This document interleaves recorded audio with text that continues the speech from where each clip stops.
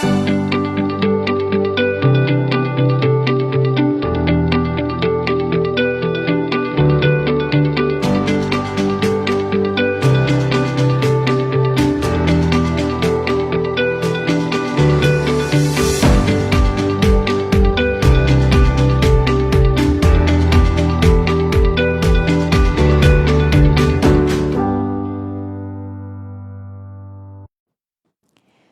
morning to the Honorable Ministers of the Council, members of the media, radio listeners via Maarten Radio 107.9 FM, respective radio stations island-wide, Telems, Tel TV Plus Channel 15, and online viewers.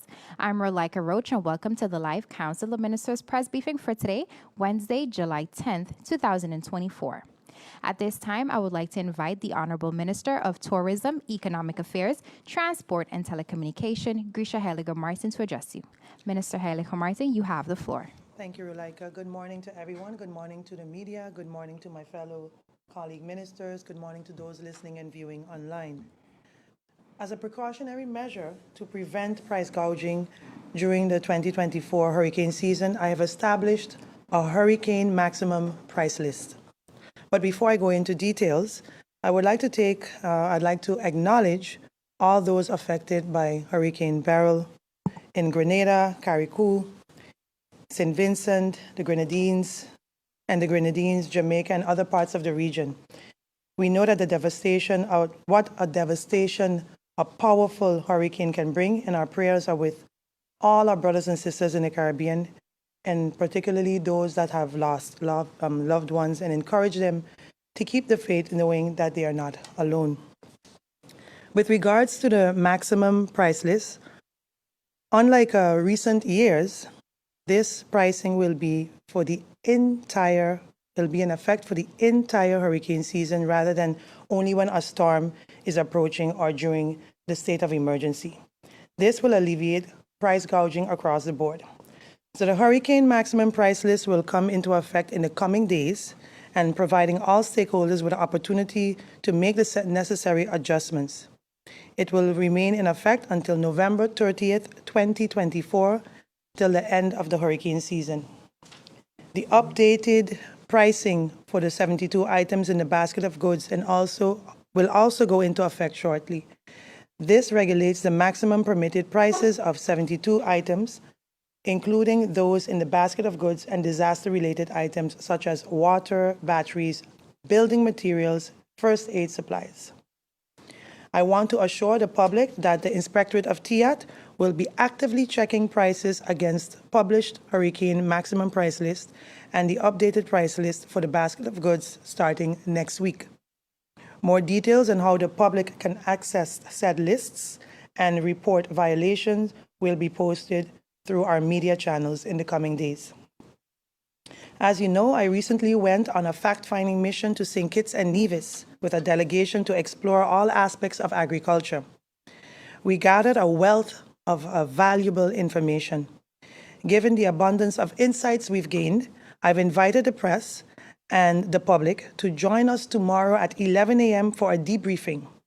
Myself, along with farmers Mr. Denisio Wyatt and Mr. Erion Neumann, as well as our Senior Policy Advisor from ETT, Mr. Shervin Frederick, will share our experiences and discuss how we can enhance agriculture here in St. Maarten based on what we've learned. And lastly, I'd like to end by acknowledging the hard work and dedication of the GB staff. I haven't done that throughout my last couple of weeks, but I want to let them know that these are undoubtedly challenging times, and your commitment under such stressful circumstances is truly, truly commendable. The community's eyes are on you, and I want to express my deepest gratitude for your continued efforts, especially during this man-made disaster. Please don't be discouraged. Brighter days are ahead for you too, St. Maarten. Thank you, and I welcome any questions. Thank you, Minister Heilige Maarten, for your opening remarks. At this time, I would like to invite members of the media to pose their questions to the Minister. I would like to first start with Bibi Hatshaw of SMN News. You have the floor. Good morning, ministers. For the Minister of Media, an update project, the marketplace project. Yes, thank you, Bibi, for the question. We are still waiting to meet with the Royal Caribbean Cruise. We're supposed to have a meeting with them this week. Their schedule and my schedule were not in alignment, so we're supposed to still meet with them to go over the budget, all the questions that they've asked, and once they've given us the green light and it's approved, we can start to break ground as soon as maybe next week. If I may ask another question that is also affiliated with your ministry. Since taken office, can you tell me how many bus and taxi licenses were issued? And if not, will there be any? Because this is the norm during the campaign period. So I'd like to know if you will be issuing or if you did, and if any moratorium have been lifted within the Ministry of TED. Thank you for that question, Bibi. And I really am grateful for that question because I want to put some things in perspective because I'm hearing a lot of things out there. I'm going to repeat what I mentioned before. Prior to the former administration bringing in so-called cleaning up, it was at 365 taxis. It is now at 521. The buses were at, I think, about 100 and something, and now they're well over 200. I mentioned also in the meeting that I will not be issuing any permits because I'm busy assessing how the process is being done and also assessing what we can do to make sure that this never happens again. Because what we've been able to assess is that they never spoke to the stakeholders. Both markets are saturated. There's also a rumor going around. There's a particular ex-cabinet staff of the former administration out there saying that I will be pulling back permits from people. That I will not be doing either. I am merely assessing the entire situation. I will not be taking food from anyone's table. Let's make that abundantly clear. But I will make sure that the next time that this happens, we will do it in a structural way. This minister who is in a campaign situation right now will not be issuing licenses, which I can, because the cap is at 550 and you have 521. I can do it, but I will not do it. I'm not looking to get votes by giving out or taking away. No, that's not my style. I won't be doing that. I'm merely looking at the policy and making sure that this will never happen again. I've also met with the Taxi Drivers Association. They've asked to increase their tariffs because the inflation is high. Things are tough for them, and they're all scrambling. So that's something too that I will be looking into, working on internally with my team. Thank you, Minister. There's a cap right now. Everything is status quo. I'm not touching everything until we have everything in place. And then when I have a full plan of how we're going to create a better policy, a better structural policy, then I'll let you know if I'm going to maintain a cap or a moratorium. We're still busy. I'm not going to just come up with information without details. Like I mentioned before, also the Integrity Chamber is also doing an investigation on this, and ASOA Bay are also doing investigations on this. I need to pull those research, the information from them together, and then come with a good, concise policy further. Okay? Thank you, Minister. Thank you, Bibi. I would now like to invite Judy Fitzpatrick of the Daily Herald. You have the floor. Thank you so very much, and a very good morning to all the ministers present, colleagues. Minister, I do have a clarification and a question, and my clarification is regarding the hurricane maximum price list that you said will be in effect in the coming days.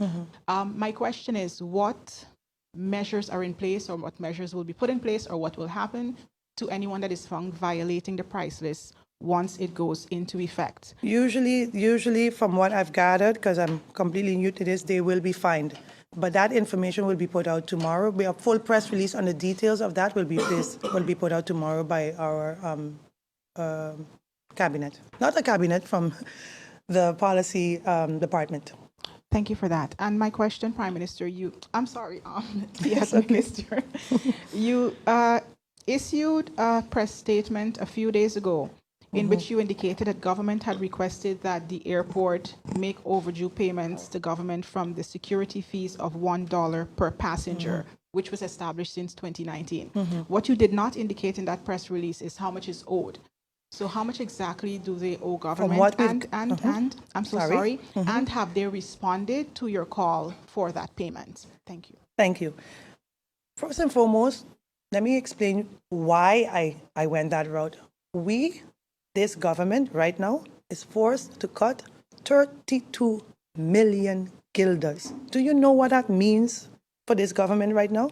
That means all the projections that was placed from the former government, the former minister of TIA, was completely, I wouldn't say, what would I say? It was, what should I say, Minister? A bit ambitious. So we have to cut $32 million. That means guilders. That means every cent counts. The airport came to us, they made a presentation to us, and they asked, can we? It wasn't an official ask, but I stopped it one time because every penny counts for this country right now. It's about 5 million guilders. $5 million, $5 million, yes. $5 million plus, $5 million plus dollars that is owed since 2019. And that is, the Minister of Finance welcomes anything that we can get right now. That's mainly the reason why I asked for that. Have they responded to your call? No, nothing as yet. Thank you, Minister. I would now like to invite Emma Lee of Island 92 Radio. You have the floor. Minister, thank you. I took note of your statement that you are going to work on forming the Tourism Authority. Right. That's something that's been pending for decades. Could you outline what that process looks like in terms of timeline? Is the legal structure in place? Are you going to use what was already in place? Members, financing for the structure. Could you explain a little bit more in detail against the date of election? How does that relate? Yes. For sure, the cutting, remember we had to cut, that's one thing we haven't cut. Financing is in place. There's also been a legal structure there. What we're in the process of doing now, we're in the process of discussing or negotiating with a particular person. I don't want to give the person's name as yet, to assist us in mainly building the tourism authority. This person, why we chose this person, because, and once we announce him, we will give you full details about him. He was the one that built the Aruba Tourism Authority and the Curacao Tourism Authority. He knows what went wrong, what can be tweaked, and he's the best person to come and maybe customize one for St. Maarten. So we're in negotiations with him. We are supposed to have, hopefully, an agreement sometime by next week. And then once that agreement is signed, sealed, and delivered, in the next press briefing, I will come and announce the person's name that's going to be working towards that. That's going to take us 2-3 months of building the structure. We will lean on his expertise to build the tourism authority. So for clarity, you're looking at an incorporation or activation date after elections? I would love to have this ready by or before the last quarter of the year. Okay. At least in time for the new budget, because we're going to have to make sure budget 2025 can fulfill that tourism authority as well. Thank you. Yeah? Okay.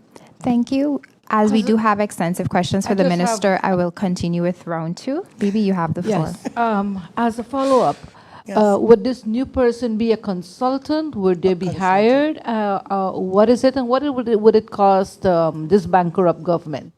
Well, I just mentioned before that budget I haven't touched, so that budget is there for the tourism authority. And yes, this person will be a consultant. Why we chose this person? Because like I stated before, he has the expertise. He built the one from Curacao, he built the one from Aruba. So indeed that. How much it will cost, we're still in negotiations. I can mention all of that as soon as everything is signed, sealed, and delivered. When I asked you my questions before on moratorium, I didn't mean just the taxi. I asked generally, were there any moratoriums lifted? And what about the issuance of casino license? I haven't touched any moratoriums. Okay. Thanks for the clarity. No problem. Judy, you have the floor. Thank you so much. I also had one of my questions was also to ask you about for an update on the assessment on the bus and taxi licenses, but you did go into a little bit of that based on Bibi's question. So my question would be, when is this whole assessment process expected to be completed? According to SOAB, they said they would need, I think SOAB told me they would need 6 weeks, and also Integrity Chamber said they would need also, I think both of them stated the same time around the lines of 6 weeks, and I think we're well into 2 weeks now. So let's say in another month, I will hopefully be receiving the reports from them. I will come back with the outcome of those reports. Thank you, Minister. Emil, you have the floor. In the statement made today, you mentioned what the marketing budgets for the different destinations were. I think you mentioned that St. Martin's marketing budget was about $2 million. I said guilders before, but it's dollars. Yes. Okay. So does that include the marketing firms?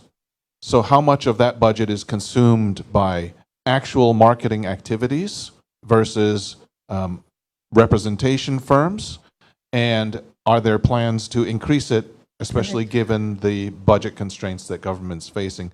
Because as you mentioned in the article, it is really tiny compared to all of our competition. Compared to the French side, it's 8 million euros, and we're just 2 million. I think we're the only one with a budget that low. I just had that paper in my hand, Emil, for me to go and break. I had it in my hand. So can I email you that information? Sure. Is that possible? Because I can give you the full breakdown of where that $2 million is, how it's being allocated. So are there plans to cut it based on your budget I have issues? tried my utmost not to touch the tourism budget as much as possible. I don't think the Prime Minister of Finance is going to be too happy with me. I'm going to have to shift another way because we cannot touch that meager budget.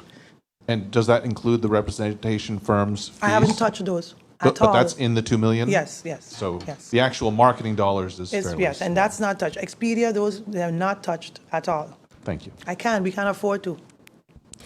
Thank you, members of the media. This does bring us to the end of the question and answer session for Minister Veronica Maarten. Thank you. Minister, thank you so much. At this time, I would like to invite the Honorable Minister of Public Health, Social Development and Labor, Veronica Janssen-Webster, to address you.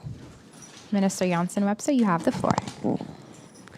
Good morning, viewers, media, Deputy Prime Minister and colleague ministers.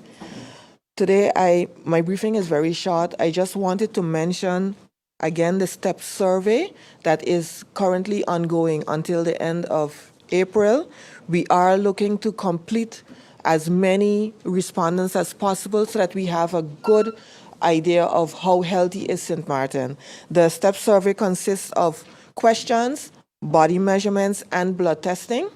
So it's very extensive and very thorough. But why is this important? I've had many meetings recently, in the recent weeks, with the White and Yellow Cross, the hospital, so St. Maarten Medical Center, with the SLS lab, with the Windward Island Medical Association, so the WIMA, which are the GPs, the general practitioners.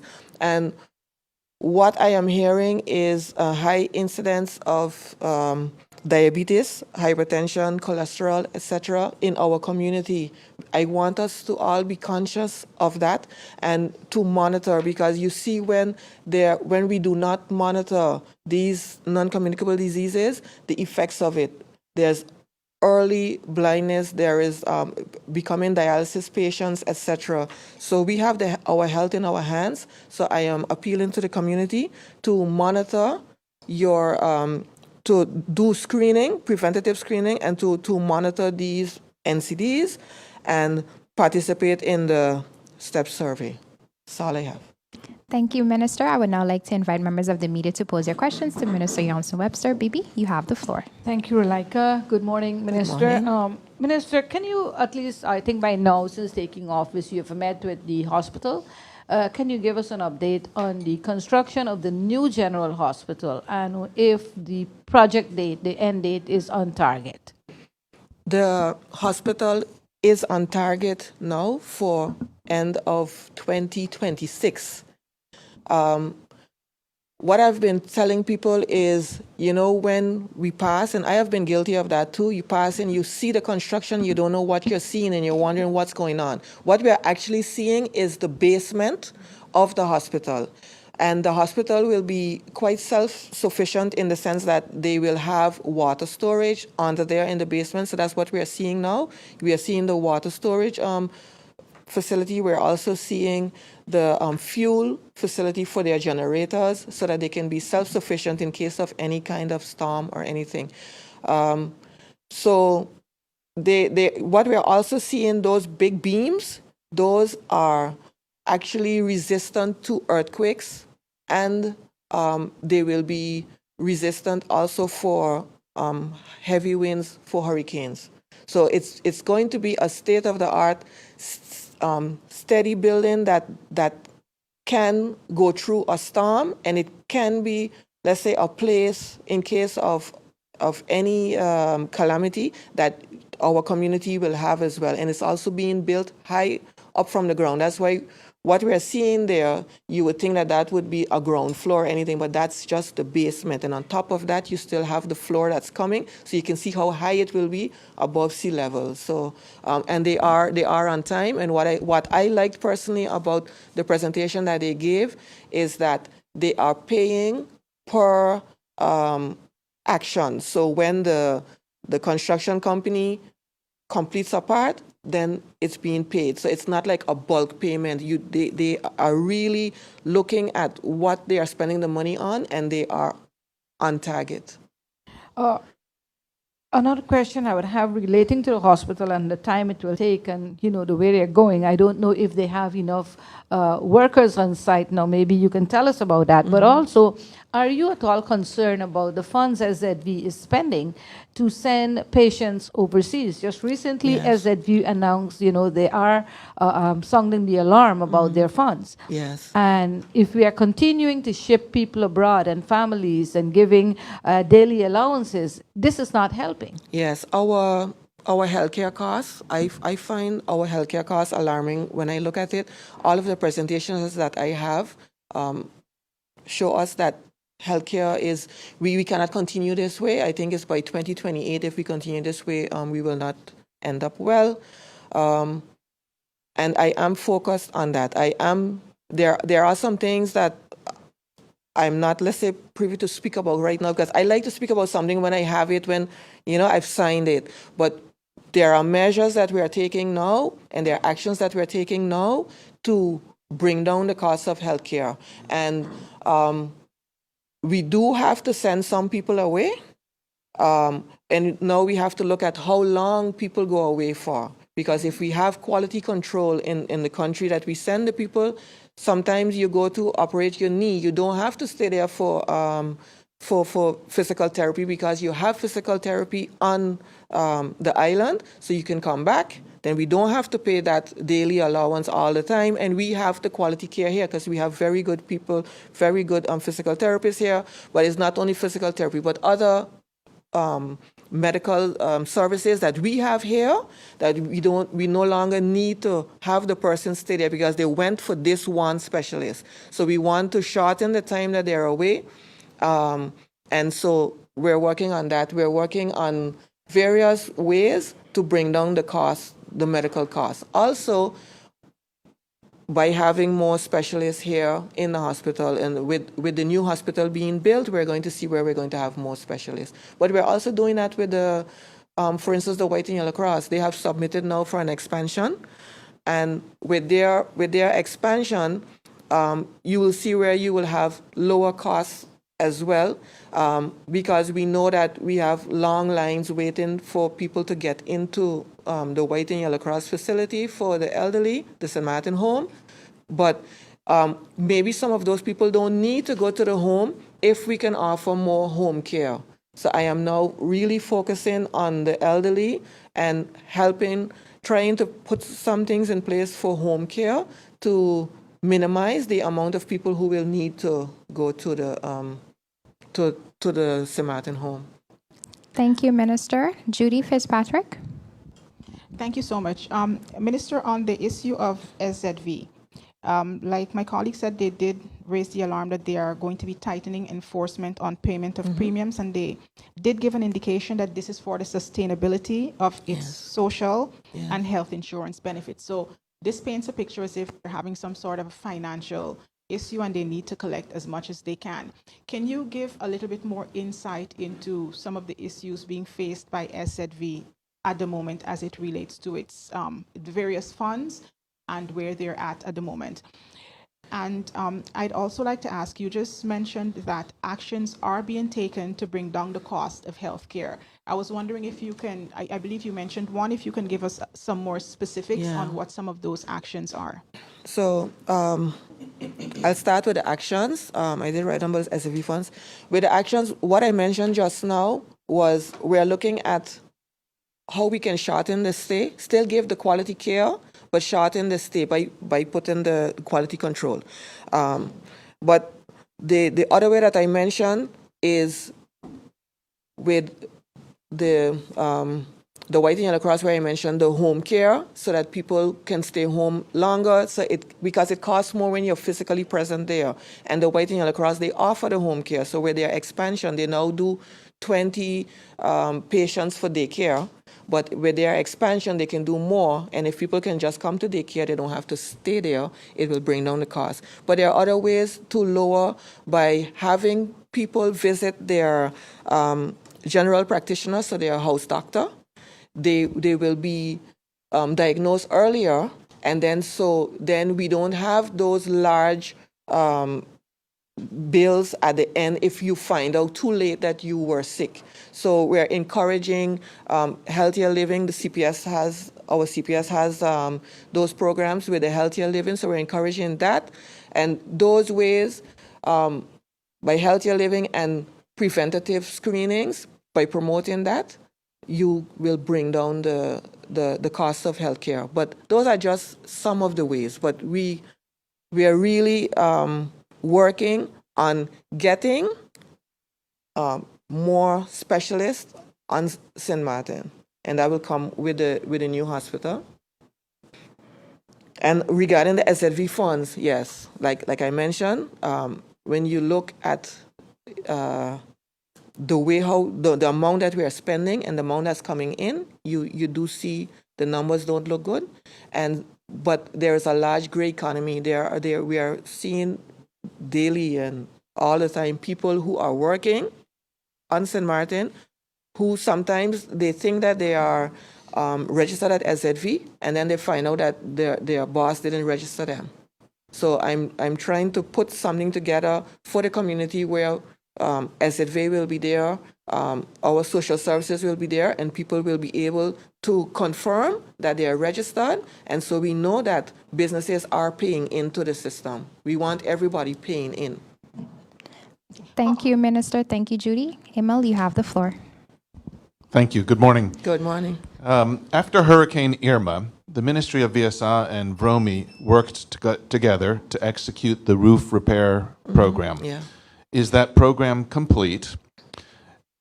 Given that we're in an active hurricane season, the roofs that have been repaired, is there any plan from government to ensure that those works are insured so that if there's damage again in the future, that insurance would pay rather than government?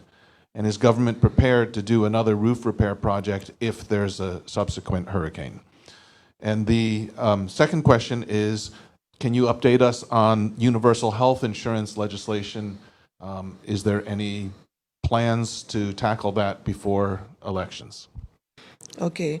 So regarding the roof repair, there were two different projects for roof repair when I came in. The NRPB roof repair project, that one was closed off. So what we still have is the roof repair project in VSA itself, which is it's not only for roofs, but it's also people, they want just a small kitchen or something done, and from social, we do that. However, that's one of the budgets that was cut with the 32 million that was cut. So we still had some left, but I know that we ended up, when we had to cut the last 10 million, because the first was 22 million, and we had to cut an additional 10 million, the roof repair got cut by 2, so we still have some funds for it. There was some people who had already registered, and so those we want to finalize. And we just started, I think we just started with one last week. So there's not much that we can do. Regarding the insurance, I will take that as a very good suggestion because I don't know if it's being done, but I will check with the department if it's being done. That's something that we can implement. And universal health insurance, general health insurance, that's another project that I understand that the ministry has been working on for 20 years. So I've been in there 2 months and a half. So 20 years versus 2 months and a half. I'm doing my best. I'm reviewing all the documentation. What was remarkable for me in my meeting with the WEMA, the general practitioners, they mentioned that they have not been updated recently on the whole general health insurance. So I don't want that. If I'm not going to come out with something and like enforce it, I want community involvement. So I want a meeting with the WEMA. Every meeting that I go to that I've mentioned there, I ask 2 questions. I asked about White and Yellow Cross, the hospital, the lab, all of them. I asked about general health insurance. What do you think about it? What do you think would be a pro? What do you think would not work? How would you tweak it? When I meet with the unions, I ask them that. So I want community involvement, and with that, I will take that and work on what was there. I believe in continuity of governments. I will work with what is there, but I want the community involved because maybe there's something that we are not seeing. For instance, the White and Yellow Cross mentioned that in Aruba, it didn't go well because the AUV money, which is the healthiest fund, was being tapped into 2 hours, put in one pot. So when I hear that, then I think, okay, so when we are working on it, I want to pull that out. How can I pull that out, etc. So I want the community to be involved. So it's going to take a little bit more time. So no, it's not going to be something that's going to be signed off before elections, but we are on a deadline. Actually, the deadline passed January. The 30th of January was the deadline, and it was not done. It was not done in the months before May when we started, but we have to get cracking on it, and I'm going to continue doing it. I'm not going to, let's say, stop because there's election. I'm going to continue it because it has to continue. Sorry, you mentioned it. What deadline is that? There was a deadline for the country packages to have the general health insurance, have the legislation, etc., go to Parliament and all of that. But the reason that hasn't gone as yet is the Social Economic Council that has to be put in place. So there are a lot of things that are being held back because of Social Economic Council. So it's not when people say, oh, you could just go on with it because it's there. No, there are different processes that have to take place that haven't taken place as yet. That are in the works, and as soon as those things, but what I'm doing is trying to work simultaneously with the organizations that have to review it to come to the best possible solution. Thank you, Minister Johnson-Webster, for your opening remarks and the questions. This does bring us to the end of that section for Minister. At this time, I would like to invite the Honorable Minister of Justice and Acting Minister of Education, Culture, Youth and Sport, Lyndon Lewis, to address you. Minister Lewis, you have the floor.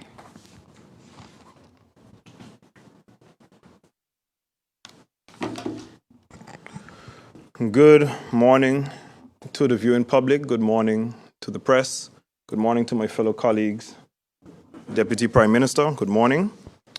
This morning, I would just like to address a few points, and I'll open the floor to the press for questions.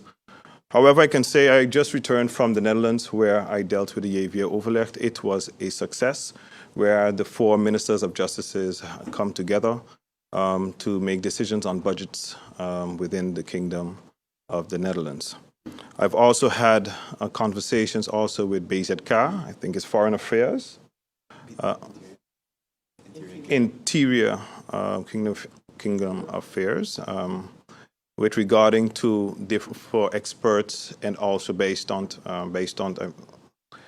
how you say, I'm thinking in another language right now, sorry, for us to have expertise and different, how you say based on in English, it's not, yes, extra support to strengthen the justice chain.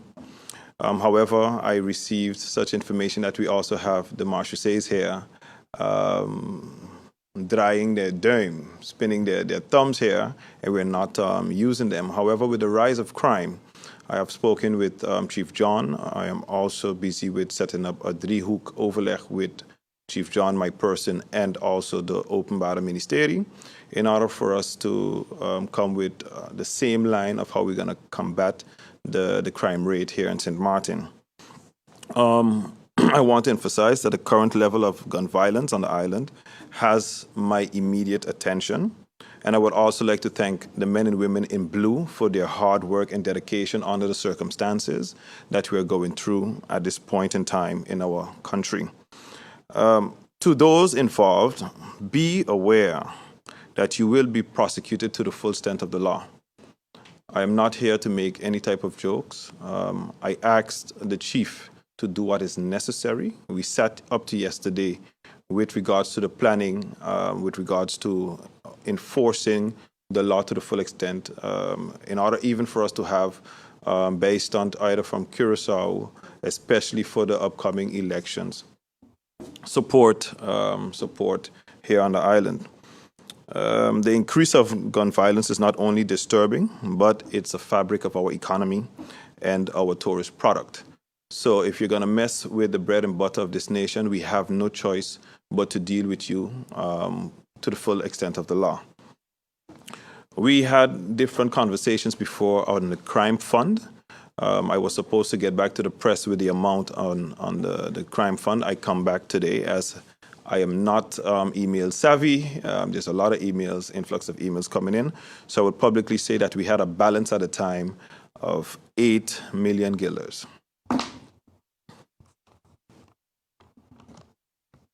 Till today, since I did that research, we have a balance today of 4-point-something million guilders. Okay. I have also received a draft legislation that's aimed at improving the supervision and the management of the crime fund. This initiative, developed by a group of local legislators in collaboration with their colleagues from Curacao and Aruba, has led to their certification in legislation. Upon my return from the Netherlands, I also met with officials from the prison, customs, immigration department, and will continue these activities during just this week. It is unreasonable to expect that the neglect of mismanagement of the 4 years can be resolved in just 1 or 2 months. In saying so, I'm going to be very clear and I'm going to say it again.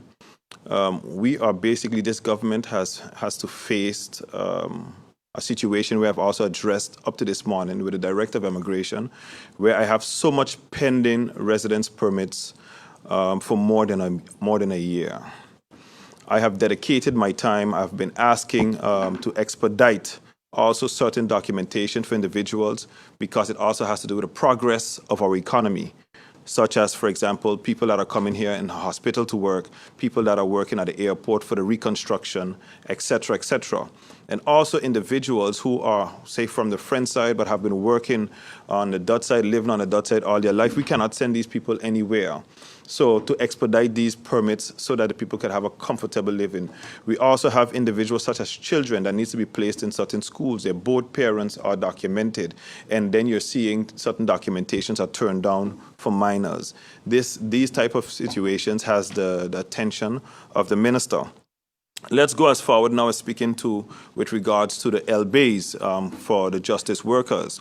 When I came in here, this is the first thing that I have dealt with. And I'm going to make it very clear. A lot of people, again, I depend on the civil service to work. My job is to execute. To make it clear, I have over 75. Batch 6 was already signed. When I say signed, I'm talking about the advice. Was signed by my person, did it rounds for the 25 employees and was also sent up to the governor for him to sign the Landsbesluiten and to be returned to my person to co-sign those documents. Since the 19th of last month, before I left to the Netherlands, I signed that advice. It did it rounds. It is at the governor's cabinet. I learned that the governor is not on the island, and I also asked what's happening with the acting governor. I'm learning that she is not 100. I do not understand what is going on. I do not know what type of games are being played. But till to date, I have not received those 25 Landsbesluiten on batch 6 for signature. However, the employees have already covered batch 7 and 8 for another 50 employees that is also doing its round, that also has to be sent to the governor. And I just have to sit and wait until this is done. My job in getting everything put together to its walking, and I'm also waiting on those things. Now, I do not know if they're employees. I assume that there's alleged employees that are playing with the lives of the people. If an employee thinks that they're doing me something, they're not doing me anything. They are doing the wrongness that they are doing in delaying the process in these decrees. You are disturbing the peace of the justice workers. And I'm going to speak directly to you this morning to stop. Because all allegations are coming that it is the bidding of the former minister who have put her people in place, as you see, and the people that are put in place who are hired under her administration last minute. This minister did not remove any of them. I'm giving everybody the benefit of the doubt to serve their country and not serve the minister. I will go forward in saying I have had discussions on one-on-one with justice employees regarding their personal situations. As minister, I think it's also very imperative to do so as it is a political function. Politics, what politics I see today supposed to be is assisting and helping each and every one that comes in contact with you. This is the type of minister that you have. Even though my schedule starts very rough at 9 o'clock, I also ask any individual, just come to the government building at 8 o'clock, before 8 o'clock, to speak to your minister, to have for that 5 minutes to see how I can resolve your issues and your problems. So that's basically what I have today. Also regarding to the students on the side of education, on sports, the students that were supposed to go on, I can't remember the name of the airline that just went Fayit, Jet Air. However, requests were sent in. Council of Ministers had come to a decision where the requests were sent in late. However, as Minister of Sport, I am also seeking other avenues on how we can assist the team on getting on a flight to Curacao. And that's it for me today. Thank you, Minister Lewis, for your opening remarks. Members of the media, as we are running up on time, we will only have one round for Minister Lewis, starting with Bibi Hatshaw of SMN News. Thank you. I just had to watch her. She's still right there in front of my face. Minister Lewis, taking into consideration the uptick in gun violence recently, have you had any discussion with the prosecutor's office as well as the prison management, especially when it comes to UNOPS? There were tons of discussion that the UNOPS were undertaking the reconstruction of the prison, but since you took office, we haven't heard anything. And today we have a situation where prisoners, people that committed certain crimes, are being released because of the lack of jail space. What are you doing about this? Yes, I did had conversations up to yesterday, like I told you, with the chief of police. I didn't mention I also visited the Point Blanche prison on Sunday. I also visited the Point Blanche prison also yesterday, where I've already had discussions with the management team regarding the capacity of the prison cells. I have also had this conversation as well in the Netherlands. I've also visited a prison in the Netherlands also to see how it is set up. I did get the presentation from UNOPS, and with regards to the capacity, it is what it is. I'm doing an assessment based on the crimes that were committed and who should actually be eligible for early release. That I will have that discussion during this week, as I was also advised by the chief of police day before yesterday for us to have that discussion with the prosecutor himself and my person. That, like I just mentioned in the press briefing, that we can all be on one line moving forward. Just to follow up, are you considering the utilization of the ankle bracelets with early release? Well, based on certain recommendations or requests that we also have gotten from other clients, and I say clients, which means the inmates, for early release or ankle bracelets, I am also considering that. Thank you, Minister. Judy, you have the floor. Thank you so much. Minister, can you kindly give us an update on the status of the expansion of the prison facility? Because I believe that is also Yes, an issue it's to also, consider. as minister, it can be sometimes very frustrating in the sense where I'm full of energy, okay? And a lot of people might feel that I am pressuring them, but we have no time. UNAP's project is to commence in January 2025. There are continuous discussions. There are monies available, such as 2 million guilders was also available. And having discussions in the Netherlands, they say, listen, Minister, your people are moving slow, and there are also people that are hindrance to the process. And sooner or later, we will tell you we want back our money if nothing is being done, and eventually that the UNAPS program can also be cancelled. I'm sure you won't let that happen. No, I won't. And, so I didn't finish my question, so I will continue. You did indicate that you were engaged in discussions with the chief inspector regarding how to move forward with this very troubling and worrying gun crime violence situation. In the interim, I know that there have been several proposals that were made to the ministry, some of them from some members of parliament regarding pilot programs, legal help desk, community programs, and so forth. Are these things that you are also looking into? Yes. Yes, and saying so, I can just give you a highlight. And not Chief Inspector, but Chief Commissioner John. My apologies. Chief Commissioner John and I sat, and we're, of course, I have the same background as him. He's more experienced than I am. And basically, we sat with the Stratenkist van St. Maarten, the setup of St. Maarten, and where all the concentrated violence and gun crimes, so not only gun crimes, but other armed robberies, violence with a knife, etc., has taken place, where we're going to concentrate on having a special and having team that will be concentrated in those areas.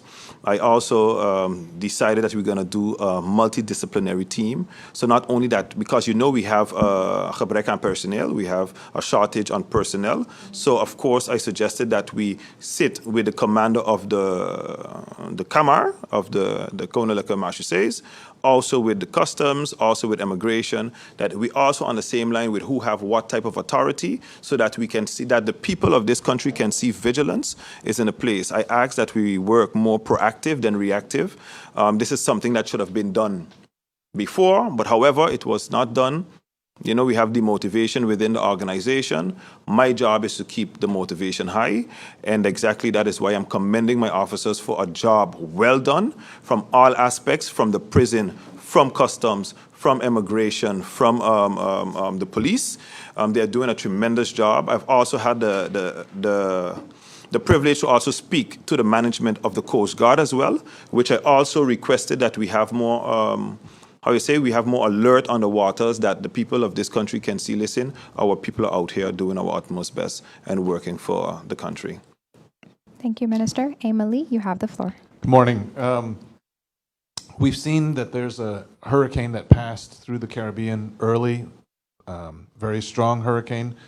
It is the responsibility of Minister of Justice, I believe, to set the guidelines for campaigning in terms of billboard placements, Yes. etc.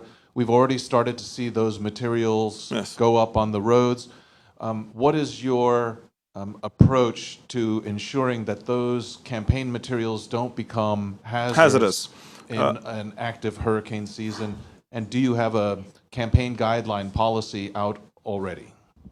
Well, basically, there is a guideline that is already out, if I'm not mistaken. I already signed it and sent it out. It's supposed to be published, also under the preview of the Council of Ministers. In case of a hurricane situation, everyone already knows that within 2 days prior or short after notice of the hurricane watch, everything is supposed to be removed.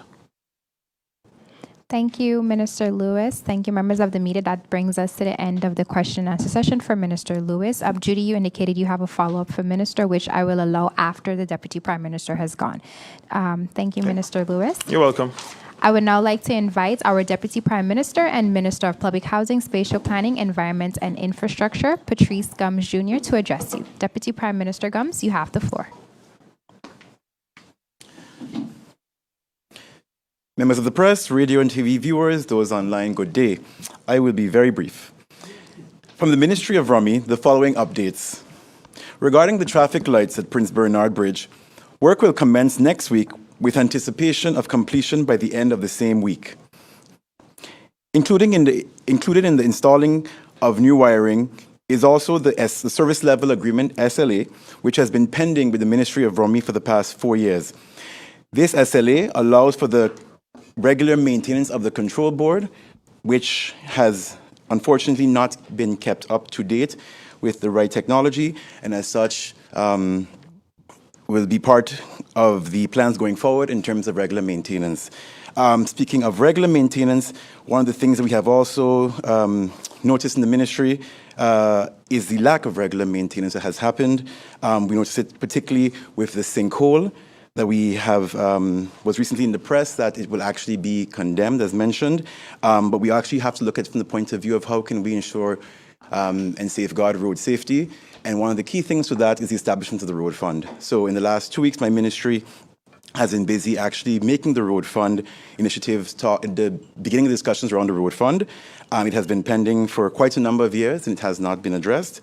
And secondly, with the regards the issues of Cahill, the road work has happened that now allows that the water is no longer a threat, whatever water is there today. Of course, like many other roads in St. Maarten, is because lack of drainage that goes part and parcel to our infrastructure projects. And please be aware that that too has been addressed and was first brought to the government on April 16th. So we have addressed it now in the last couple of days. From the Ministry of Rummy as well, very quickly, the Great Bay Channel will be opened today to reduce, of course, the risk of flooding in the Phillipsburg area. As such, swimming in the area of the channel is not advised. From the Ministry of General Affairs, the following updates. St. Maarten has recently joined the Caribbean Disaster Emergency Management Agency, CEDEMA. The organization is a regional agency for disaster management and affiliated with CARICOM. The objective of joining is to enhance technical capacity for the country. Secondly, as it relates to the upcoming parliamentary elections, persons are reminded that voting cards can be picked up this week, Monday, July 8th to Friday, July 12th at the government building from 4:30 to 7:30 p.m. and this coming Saturday, July 13th from 9 a.m. to 11 a.m. Please remember to walk with your ID. Not everybody knows you. From July 16th, voting cards, uncollected voting cards, will be distributed via the post office. Following this, a new date for collection at the government building will be announced for all remaining uncollected voting cards. Finally, I wish to remind the population of my statements calling for a safe and calm election season. St. Maarten has always been a tolerant and respectful place, and we cannot allow hate speech and calls to violence to become part of our political culture. I urge all leaders to condemn such acts and remind all persons that freedom of speech ends where violence and hate begins. I thank you. Thank you, Deputy Prime Minister Gums. I would now like to invite members of the media, starting with Bibi Hotshot, to pose your question. First, Veronica, thank you. How many rounds do we have? Because I have, he has 2 ministries and I have a host of questions. We'll see how far we get, Bibi. You can go ahead. All right. First of all, as the Minister of Rummy, we are in the midst of hurricane season. Just last week, you saw what happened to our Caribbean brothers and sisters with Beryl and flooding whatsoever, on all of the things that came with it. What exactly is being done with the trench cleaning? When is going to start? And can you tell us, give us some update on the court case with the contractor that took government to court? And I'm speaking specifically about a trench cleaning in this case. Yep, perfect. Thank you, Bibi, for the question. Indeed, the trench cleaning has had my attention since coming into the office. I want to set forth the following facts. The trench cleaning was tendered 2 years ago. Upon awarding of the contract, for some reason, we are actually investigating exactly why it wasn't awarded. It just sat there. for the past 2 years, 2.5 years actually. And as such, what government has been doing, and by government I mean Ministry of Rummy, we have actually been doing ad hoc trench work. What this means is that basically whenever a request is made for a trenching, government, Ministry of Rummy puts out a request, sends one of the contractors to clean the trenches, and that's what's been happening now for the past 2.5 years. What this means in terms of our budget is that the government is actually spending far more money on trench cleaning than they would if they actually had awarded the contract, as was won, from what we're seeing quite fairly, by the respective company. Regarding the court case, we are dealing with it.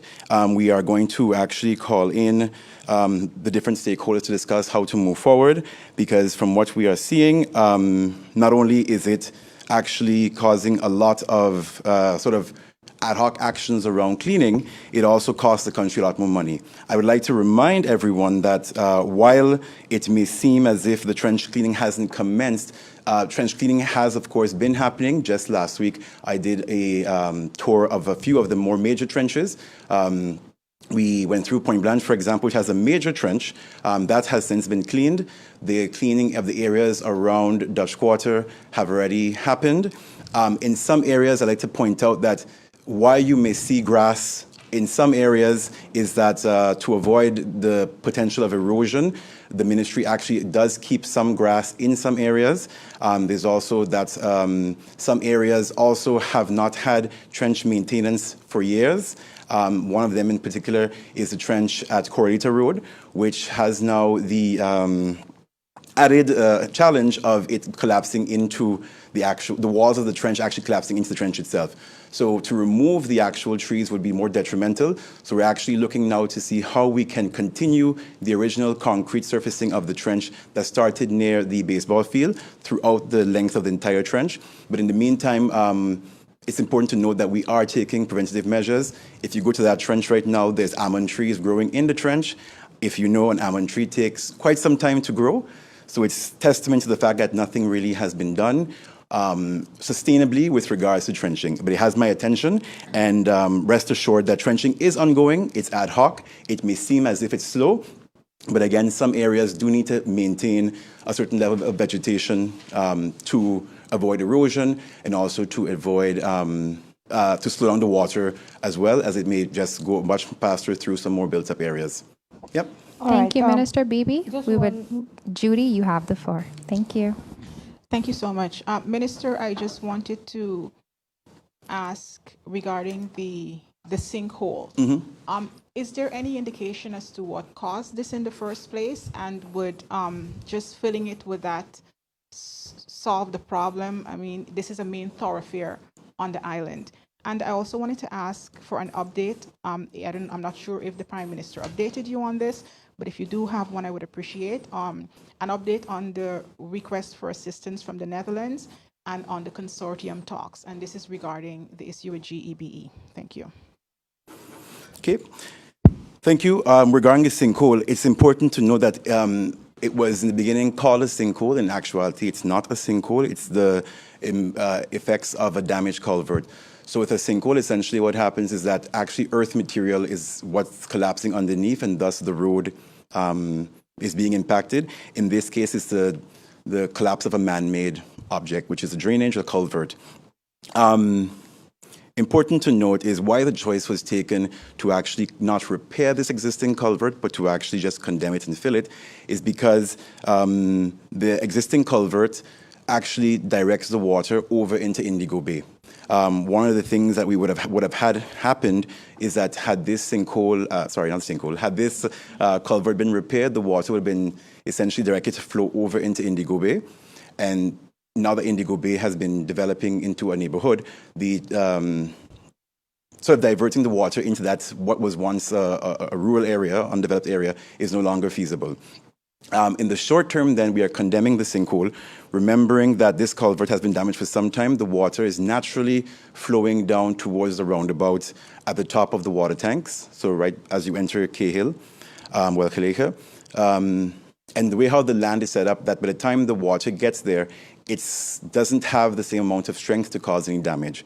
So in the short term, we're condemning the sinkhole, and the water will flow and naturally disperse into very non-threatening amounts towards the roundabout. In the long term, the solution is we have to assess the topography, so the way how that curve in the hill is, we have to reinforce it, because we do see some shifting of the hillside in some areas with the road stretching.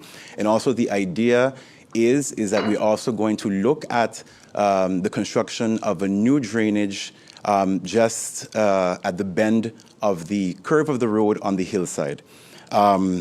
Again, going back to the fact that it's been the very common practice to build roads and not to maintain roads. And this is something that I've been championing to have changed, particularly with the road fund, which has to be established. I got the question actually recently, where are the road taxes going? In government, the money that comes in from road tax goes to a general pot, and it just gets fed out that way. The road fund really has to be established to protect and maintain the roads, because we cannot continue just ad hocly paving roads without maintaining. I recently mentioned a recent press release as well. We are busy. This morning, we signed, last week we signed the road resurfacing program. The previous administration started the hard surfacing program, which has made a lot of secondary roads become paved, but doesn't have the necessary drainage. So what's going to happen is that it looks nice for a couple of months, and it sort of is gimmicky and very, attractive for the population, but in the long term, it's not sustainable. So by the end of the year, you're going to start seeing erosion. We've seen erosion in some places already. You're going to see the undermining of the road. So we have to look at more sustainable ways to protect the road. And the culvert, for example, and the collapse of that is a prime example of the lack of maintenance over the years, and as well the lack of the more ad hoc nature of how Vrummy has been operating for the last couple of years. Yeah. Sorry, yes, indeed, thank you. A bit in the talks, I will actually state that that discussion is still ongoing. With regards to the generators, we are still on track with our tentative timeline for the arrival of generators. I am in close consultation with the management of GB on this topic. I have made sure that I sort of have regular conversations daily if necessary, because I think one of the key things that has been the challenge is communication. I think a lot of misinformation, a lot of distrust is there, and I think in the past week, in this capacity as Deputy Prime Minister, one of my key attempts has been to bridge the gap between the company and the government, because it doesn't serve anybody if we're not in communication to solve this problem. Yeah. Thank you. Emily, you have the final question. Good morning. Thank you. My question is related to GB as well. Are you, as Minister, comfortable and in agreement with the way the tender process for the rental of the generators was executed by GEBE? Which companies were selected? There's a short-term and mid-term solution for providing those generators. Can you provide the names of those companies? And can you update us on the crankshaft issue? Okay. With regards to the tender process that happened, I will say that the tendering process, and correct me if I'm wrong, ministers, because during that time I was not officially a part of COM, the tendering process actually happened directly without the consultation of the council ministers for the generators. Indeed, with all the council ministers being involved, my personal feelings around the process, if it did come to government, would have gone most naturally to COM, so that would have been a more unified decision. So I can't necessarily speak of my personal opinion from decisions that would have been taken by government as a whole. And in terms of the crankshaft, I will give you an update, if possible, in writing on that for you. I think you had one more question I might have missed. So are you... Oh, the companies. Yes, indeed, that I can share. I'm sorry? That I'm unable to share. You're unable. Yes. Yeah. And are you comfortable with the tender process that GB executed? Are you supportive, comfortable, in agreement with the way that tender process was executed? So essentially, we have no insight into the tender process, and I think these are one of the things that we have brought forward in discussions, in so much as to say, There's been a lot of discussions around the role of government and how far government can go into the insights of a government-owned company. And I think, we're very strong proponents of good corporate governance, but I think in times of crisis, we do have to look at how far that extent of that sort of separation happens for the fact that these are government-owned companies. Can you explain why you're unable to share the names of the companies supplying the generators? Indeed, because from what we understood, there is a NDA between between the company and the companies, so to speak, who have put forward. Like in most bidding processes, you're not necessarily allowed to know how the process went and who all applied. What you can know in the end is who got it, but that's an NDA between GEBE and the relevant company. Thank you, Deputy Prime Minister Gums. Members of the media, this does bring us to the end of the question and answer session for all ministers. However, any further questions can be sent to the Minister's Cabinet in writing.